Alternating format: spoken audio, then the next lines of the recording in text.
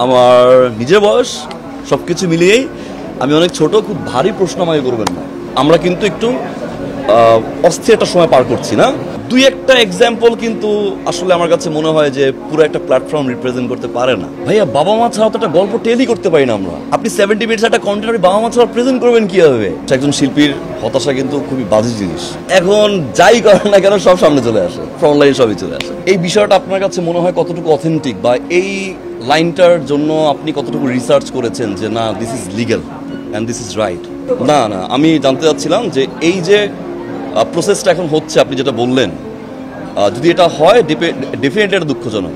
আমার কাছে আপনার মানে আমি প্রশ্ন করতে চাই আপনার কাছে যে আপনার কাছে কি মনে হয় কতটুকু অথেন্টিক এবং কতটুকু আসলে আপনি রিয়েল রিসার্চ করেছেন? আপনি কিছু মনে না করলে মেজাজের ট্রেলারটা দেখেছেন?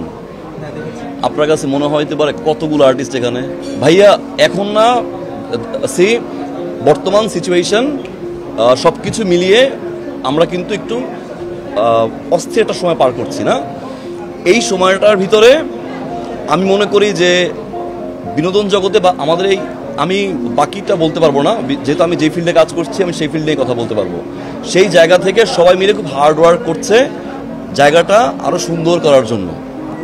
তো সেই জায়গার দিক থেকে আমি এগুলো ফেস করি না, প্রথম কথা। অ্যান্ড সেকেন্ডলি হচ্ছে, যদি এরকম কিছু হয়ে থাকে, দুই একটা এক্সাম্পল কিন্তু আসলে আমার কাছে মনে হয় যে পুরো একটা প্ল্যাটফর্ম রিপ্রেজেন্ট করতে পারে না।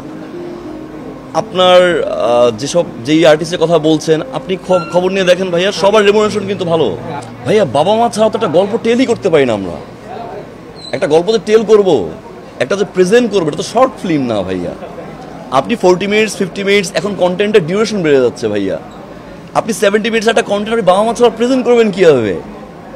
আমি কি ভাইয়া বুঝতে পেরেছি? আপনার